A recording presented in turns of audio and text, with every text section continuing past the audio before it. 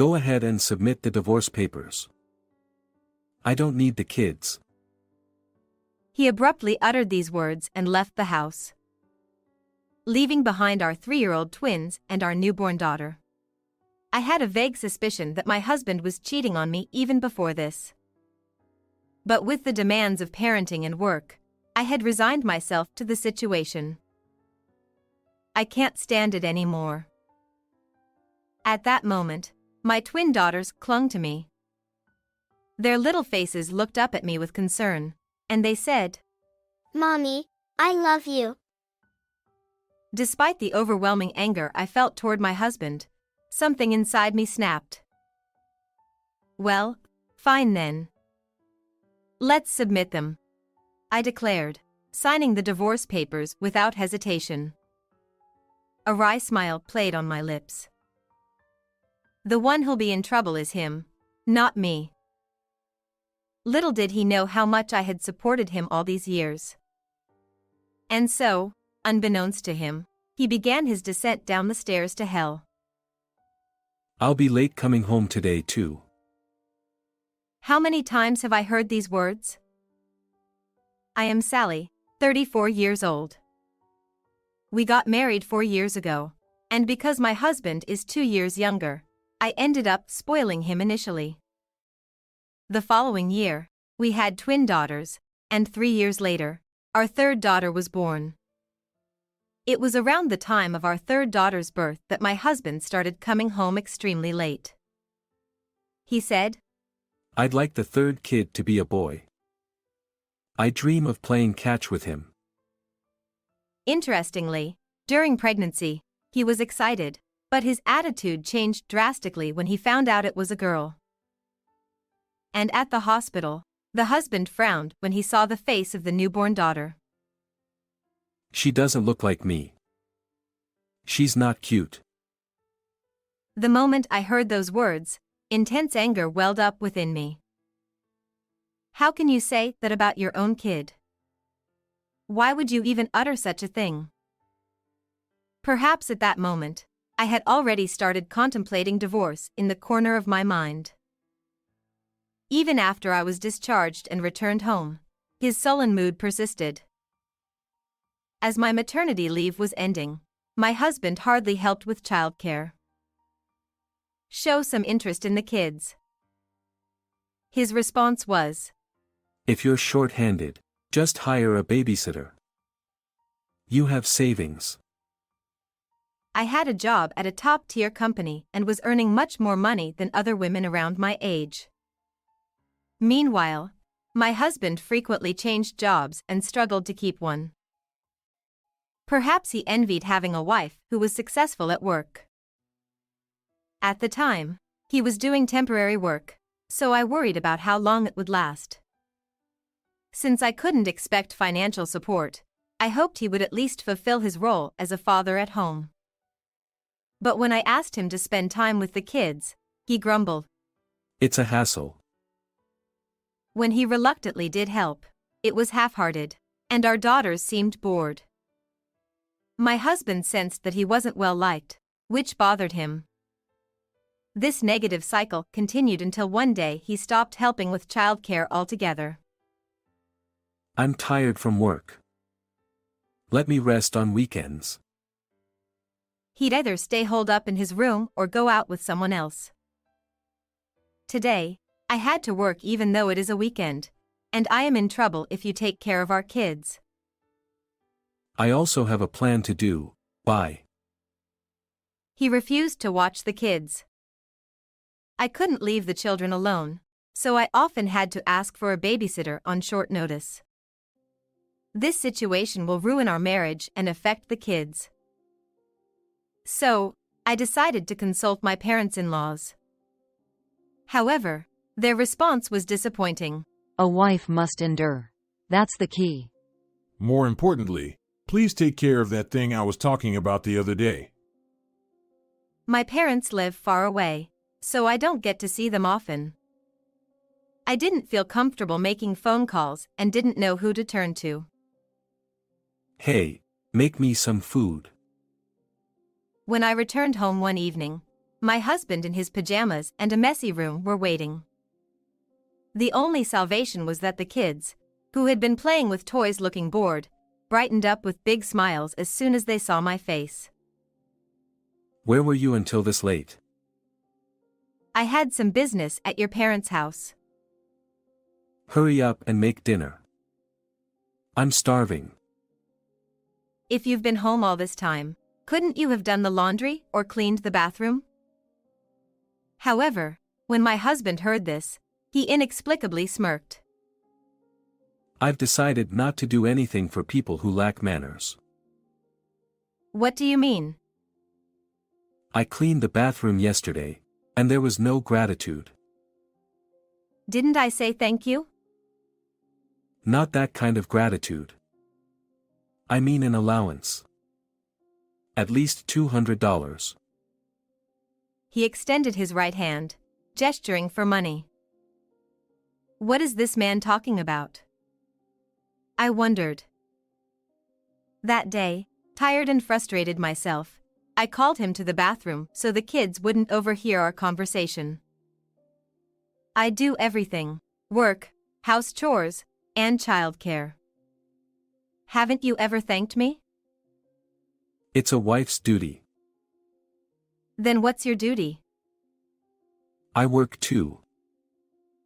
Despite earning only $1,000 a month and doing nothing around the house, he audaciously made such demands.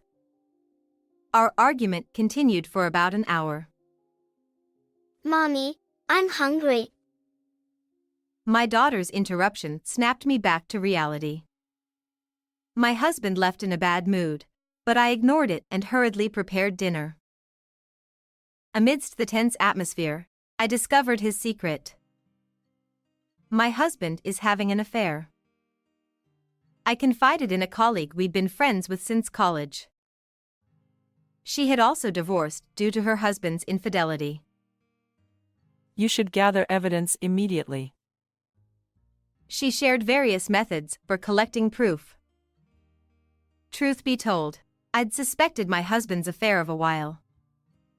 Just before our youngest kid was born, I noticed an unusual, sweet scent coming from him. Were you wearing perfume? I asked him casually when he returned home. He broke into a sweat and stammered. There were other signs too: late returns, reduced conversations, his attitude toward the kids, and the absence of intimacy. But my conviction came from a specific incident. There was lip balm in your jacket pocket. It's mine. My lips get chapped. Are you using Chanel's pink lip balm? Well, that's, maybe my mom's. His awkward response sounded like a lie. As he rushed to the bathroom, unbuttoning his shirt, I saw it. What's that? It's unmistakable. In a spot usually hidden by clothing, there was a love bite. I almost confronted him, but I realized I needed evidence first. Take your time to warm up in the bathtub. I smiled and pretended not to see it. The next day, after returning late from work, I found my daughters already asleep. The room was silent except for the dining room light, where my husband stood holding a piece of paper. I've had enough. Let's get a divorce. What? File the divorce papers. I don't want the kids. Before I could respond, he handed me the papers and left. Mommy. The twins woke up from the sound of the door closing, both looking worried. It's okay. Sorry for waking you, I assured them, though things were far from okay. He says he's had enough. That's my line. And he doesn't want the kids? What's that about? Emotions swirled in my mind, and tears flowed naturally, but I didn't notice it. Mommy, I love you. My daughters hugged me tightly, sensing something was wrong. At that moment, I regained clarity. This couldn't continue. I couldn't burden my young daughters like this. If I only had my kids, I'd find happiness. I finally realized what I should have done from the start. Well, fine. Let's file the papers. With a determined expression, I said this, and my daughters smiled. That night, we all slept soundly. The next morning, I submitted the divorce papers first and made a call to someone. Yes, please proceed. It's my husband who's going to have trouble. The person on the other end listened to my story and acted. This was something I'd considered for a while. If my husband betrayed me, I'd put an end to everything he'd been doing. Even if it meant his life would fall apart, I had no regrets. 3 days later, Sally, where were you? when I returned home from work, my parents-in-law and my husband were waiting. My mother-in-law had an angry expression, my father-in-law looked pale, and my husband seemed clueless about the situation. Did you wait outside the front door the whole time? It's scary, you know. This is no time for that. What's going on? She thrust a letter at me. Notice from a lawyer. It's obvious when you read it.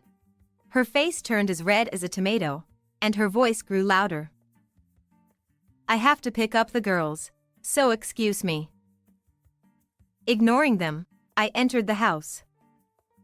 My infuriated parents-in-law followed me into the living room, insisting on discussing the matter. Why did you suddenly send this? We don't know the meaning. You'll understand when you read the letter. Using a lawyer is cowardly. Despite their wrongdoing, they were quick to turn the tables. Frustrated and confused, I pondered how to explain. Finally, my clueless husband spoke up. Is this about being dissatisfied with the divorce and filing a complaint? My parents-in-law stared at him, dumbfounded. Of course, he didn't know what I had done for them all these years.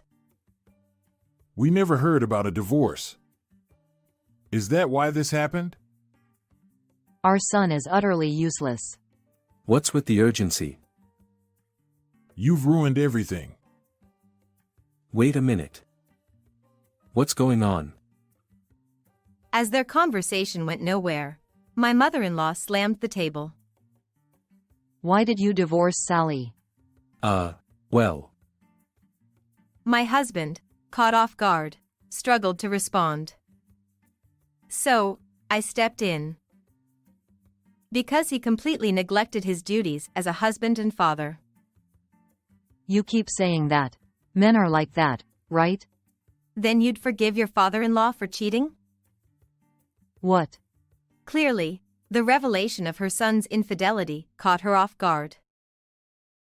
My husband attempted to speak, but a stern look from me silenced him. Suddenly, my father-in-law started defending his son. A man's affair is just a game. It's not a problem. It's pointless to argue. Please leave. Any further communication will go through my lawyer. Why talk to a lawyer now? You'll agree to the divorce, won't you? My husband looked bewildered. Not only will I agree, but I've already submitted the divorce papers. What? Then why? As my husband and I argued, my mother-in-law burst into tears. How can you expect me to pay $39,500 all at once? What's with that huge sum? Whom do you pay? Finally, the moment arrived. I confidently revealed my secret. 4 years ago, just after we got married, my mother-in-law asked to talk. I need to discuss something. Nervous, I agreed to help, thinking I'd do anything for my new mother-in-law. But her request was shocking. Can you lend me $40,000? I was completely confused when she suddenly told me. My mother-in-law, without any hesitation, asked me about my annual income, leaving me bewildered. I couldn't withstand the pressure. Stunned, I blurted out my annual income. Maybe over $65,000. Her eyes sparkled. Apparently, my father-in-law had become addicted to horse racing, squandering money left and right, eventually accumulating debt. I was begged that she desperately needed $40,000 to repay it, and I couldn't refuse. I repeatedly emphasized, "You must absolutely pay me back." Then I lent the money. 4 years passed, and she repaid only $2,600. Sometimes, she'd return the money only to borrow it again. Realizing I'd never recover the full amount, I hired a lawyer and demanded the remaining $39,500. My husband's shocked expression almost made me laugh. I promised to repay it gradually. Why demand it all at once? We're no longer family, so I don't need to be considerate. Then, my mother-in-law made a sound like a monkey. Screech. She erupted in anger, directing it at my husband. "You caused this with your affair. Pay up instead of me." Why me? We're retired. Our pension won't cover it. If you want to live in my house, listen to me. Of course, she couldn't pay the $39,500 all at once. After all, my husband was unemployed at the time. I'm going to live at Karen's house, so I won't pay. Is that the name of the woman you're having an affair with? I was getting tired of listening to this mother-son argument. I decided to put an end to it. Don't think it ends with $39,500. I'm going to demand $13,000 each from you and your mistress as compensation. Of course, there's also child support. What? It's only natural. It's the punishment for neglecting your kids and gallivanting around. Where's the proof that I cheated? Have you already forgotten that you loudly declared that you were going to live at your mistress, Karen's house? I sighed and handed him the large amount of evidence photos I had prepared for this moment. I felt like throwing up when I saw them. They were photos my husband posted on social media, showing him kissing and hugging his mistress. Of course, I showed it to my lawyer too, and it was completely damning. Why do you have something like this? I found your social media when I searched online. It's awful that you thought it wouldn't be found. My foolish husband had left his settings open for anyone to see and had been posting carefree photos. He must have continued to use social media without knowing its dangers. It was surprising that my technologically inept husband was doing something like this, but thanks to that, I was able to easily gather evidence of his infidelity. My parents-in-law were also dumbfounded by this, and they stared at him with their mouths agape. All right, please go home now. It's time to go to the daycare center. At least don't demand compensation from Karen. What will I do if she runs away? I don't care about that. Since the situation was not improving, I forcibly kicked out the three of them. Open up. Help me. I didn't know anything about the debt. For a while, I could hear my husband's screams through the door, but I'm going to report you to the police. When I yelled that, they left dejectedly. A year has passed since then, and after paying me compensation, the mistress disappeared. As a result, my ex-husband, who had to live at his parents' house, was persistently told to shoulder the $39,500, and he seems to have borrowed money from a suspicious dealer. I was able to get it back right away, But there's also the $13,000 in compensation for the affair and the monthly child support of $330. Now, he seems to be earning his daily wage by doing manual labor from morning till night. The interest on the debt is growing, and he may not be able to repay it even if he spends his whole life. Well, I don't really care about that. Mommy, hurry up or we'll be late. Oops, my daughters are calling me, so I'm off to the daycare center. Everyone is growing up so fast. That alone makes me happy. How did you like this story? Please subscribe to the channel. See you in the next video. Such a happy family. At a family birthday party for a 3-year-old girl in a diner, they appear just like any close-knit family. Well, except for the pale-faced father looking up at me, my husband.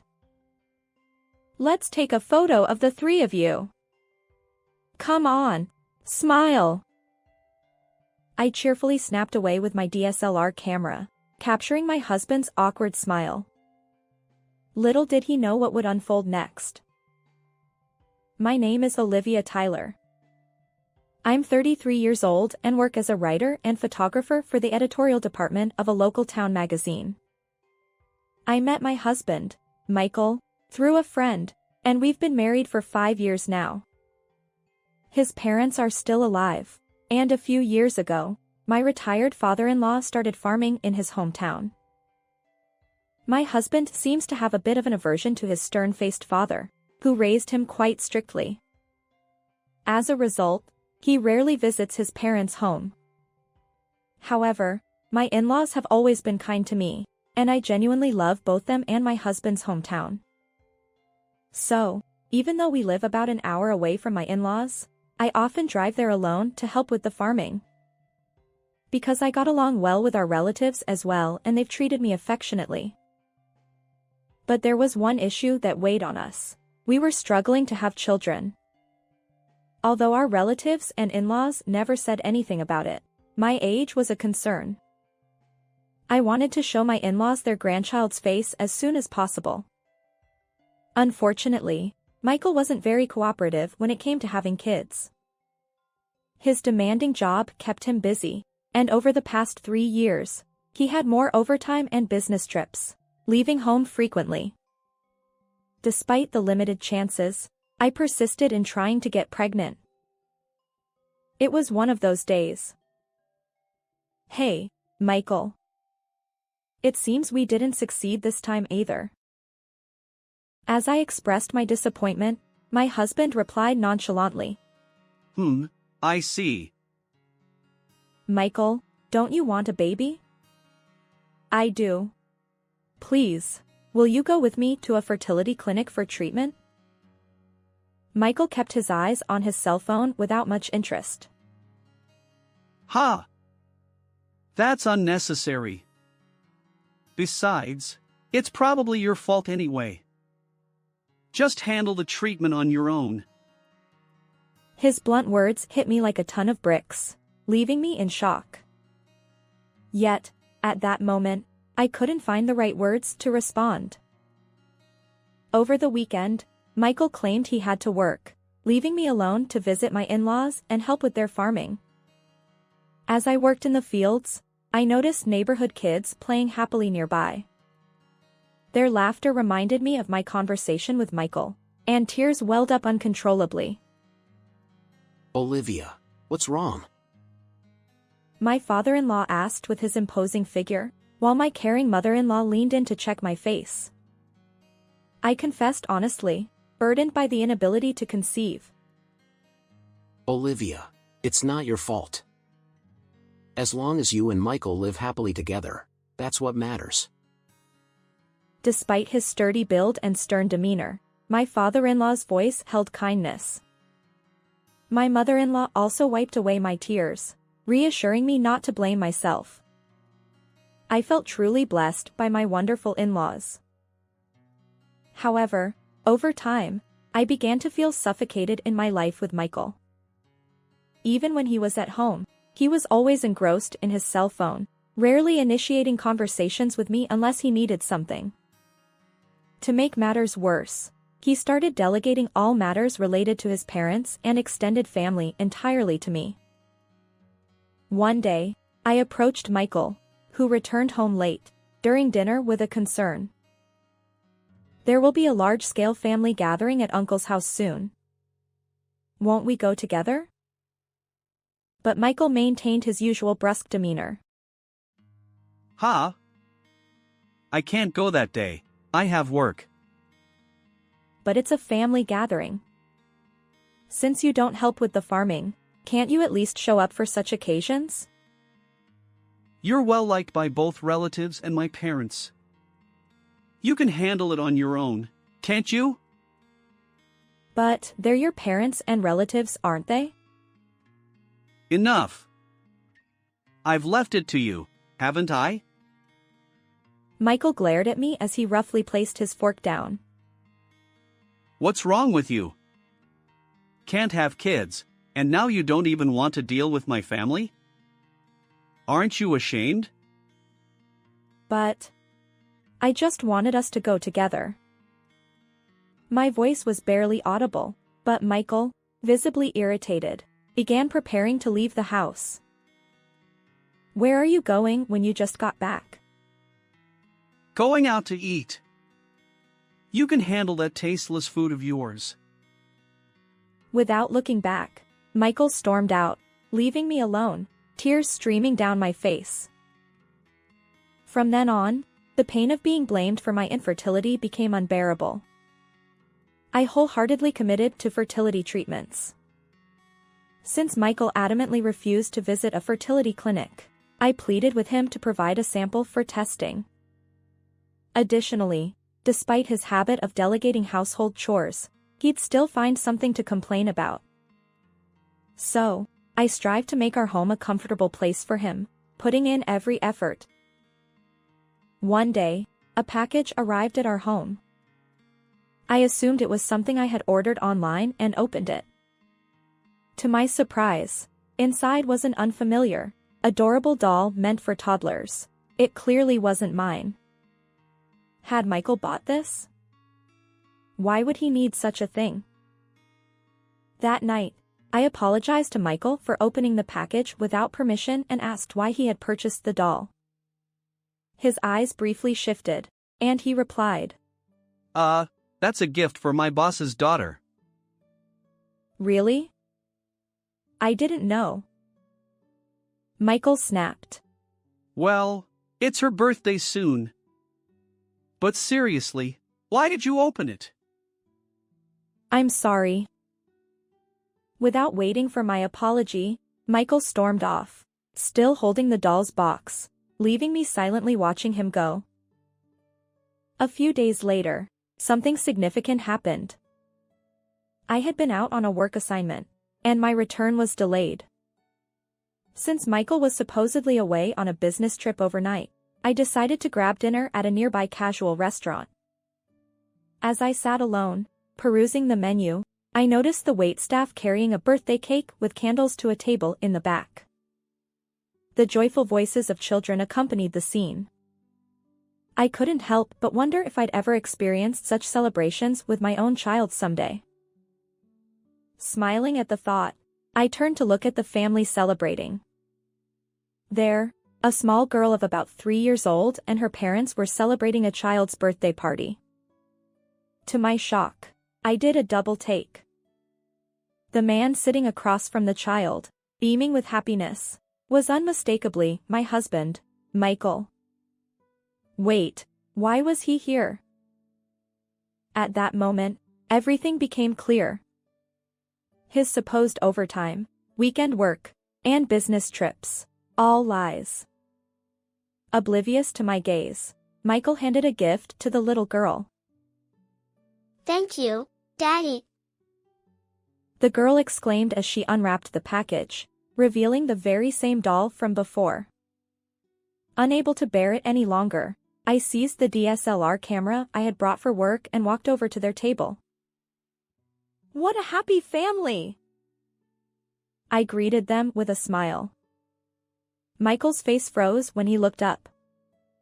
The mother, seemingly unaware of the tension, smiled and explained. It's our daughter's birthday today. I seized the opportunity. I'm a photographer. Would you mind if I capture a photo of your lovely family? Of course. We'd be thrilled to have a professional take our picture, she said in a lively tone, leaning in closer to her child. Meanwhile, Michael sat there, his face drained of color. Is something wrong? Smile, I asked, maintaining my smile.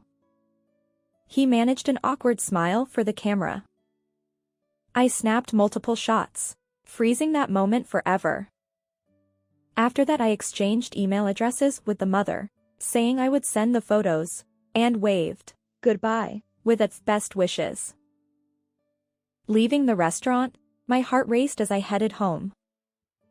I immediately messaged Michael, but although he read it, there was no reply. Ultimately, he didn't return home that day. Having spent a sleepless night, I reluctantly made my way to the fertility clinic the next day. Despite my efforts to conceive with Michael, I wondered if it was even worth going to the clinic now. But then, I received some unexpected news. As soon as I left the clinic, I began preparing for my countermove. That night, Michael finally returned home. You're home early today. Did everything come crashing down, prompting you to act so nonchalant? He looked startled but quickly regained his composure. Huh? What are you talking about? I just came to pick up my things for the next business trip.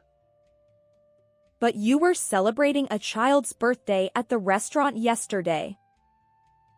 I have no idea what you're talking about. Frustrated, I thrust my phone screen toward him. It's not just the photo I took yesterday. There's evidence here. Is this not you either? It was the social media account of the child's mother, whom I had exchanged contact information with yesterday. When I searched her email address last night, I immediately found her account, filled with numerous photos of a seemingly happy family. The caption on yesterday's photo even read, "A gift from Daddy Michael for the doll." Confronted with this, Michael's expression finally revealed defeat. Fine, I get it. You want me to admit it, right? Yes, it's me. You're cheating, having a child, and leading a double life, aren't you? Yeah, that's right.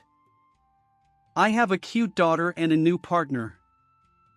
Unlike you, who can't have kids, I've got a younger, accomplished partner. At that moment, the door to the adjacent room swung open with a loud creak. Michael's eyes widened like saucers. Standing there were my father-in-law, mother-in-law, and nearly 20 other relatives, all lined up like guardians. Dad! Mom! And even Uncle! Why? As Michael stammered, my father-in-law stepped forward purposefully, executing a perfect judo throw that sent my husband crashing to the floor with a resounding thud. My father-in-law, a former police officer and judo master, had taken matters into his own hands. Ouch! What the hell, Dad? As Michael tried to get up, my mother-in-law delivered a powerful slap without saying a word. The remaining relatives, including myself, watched with cold, disapproving eyes. Olivia! Why are they here? With tear-filled eyes, my husband shouted, and I looked down at him calmly. I sent the birthday party photo to all our relatives, along with an explanation. This! He looked shocked but quickly turned defiantly toward my stern-faced in-laws, offering a humble apology. Dad! Mom! please calm down. Listen to me. Fine. Then speak. Michael desperately tried to maintain his composure, gesturing dramatically and speaking rapidly, all while avoiding eye contact. I didn't mean any harm. It just ended up like this. Everyone makes mistakes, right? As my husband stumbled over his words, my father-in-law's voice dropped. Is that all you have to say? Dad and Mom, think about it. Who needs a wife who can't even have children? She's oddly well liked by you guys, and I've been continuing this relationship because I hate paying alimony. Enough with your ridiculous excuses. Once again, my father-in-law grabbed Michael's collar, attempting a throw. My husband shouted. Hidden secret, you already have a grandchild. Aren't you happy? Why not get along with my new wife and daughter? In response, my father-in-law executed another throw, pinning Michael to the ground. Don't you dare say anything to Olivia. This idiot son of yours. Your pointless words aren't worth listening to. Michael lay on his back, grimacing and coughing. Then, my father-in-law applied a finishing move, locking him down. Dad! Stop it! It hurts! Struggling to break free, Michael wriggled under my father-in-law's weight. I stood there, blocking his escape. Look at this adorable daughter and your new wife. Can you say the same thing now? What? Curious, my husband looked at me, and I handed him the paper with the test results I received from the fertility clinic earlier that day. His face drained of color. Natural conception is extremely difficult. What's this? What does it mean? Absolutely genuine, Michael. According to the test results, your body is unable to conceive. That can't be true. Is the child really yours? I wonder. It seems like a DNA test is necessary. A heavy silence hung in the room as my in-laws and relatives regarded my husband with a mix of pity and disgust. Then, comparing the test results to my face, my husband suddenly clung to my legs. I was a fool to trust that woman. Olivia is the only one for me. Please, forgive me. What are you saying? I don't care about them anymore. Let's live together, just the two of us. At that moment, something snapped inside me, and I shouted at the top of my lungs. Enough with your smooth talk. We're getting a divorce. I'll be claiming $20,000 for alimony due to your infidelity. Don't say that. You're my wife. Don't play games. You despicable jerk. Never show your face to me again. My father-in-law grabbed my husband by the collar, dragging him toward the front door. My mother-in-law apologized repeatedly to me, while other relatives offered kind words of encouragement. Afterward, Michael and I divorced. Urged by my father-in-law, Michael promptly paid the alimony. Interestingly, the DNA test revealed that he wasn't the biological father of the child, leading to his breakup with the other woman. Furthermore, the woman, aware of Michael's marital status during their affair, was demanded compensation. Her parents, unaware of the situation, were furious. They covered the alimony payment and took the woman and the grandchild back to their rural home under supervision. I'm relieved that the innocent child will be in a stable environment. As for Michael, my father-in-law forced him to quit his job, and he returned to his hometown. Currently, he works laboriously at a construction company run by relatives. My in-laws assured me they'd straighten him out. They apologized repeatedly and even gave me a substantial sum as compensation. Live for your own happiness. My mother-in-law encouraged me. Now, I live alone, working diligently, and I won't forget the kindness of my supportive in-laws and relatives. How did you find this story? If you enjoyed it, consider subscribing to our channel. See you in the next video.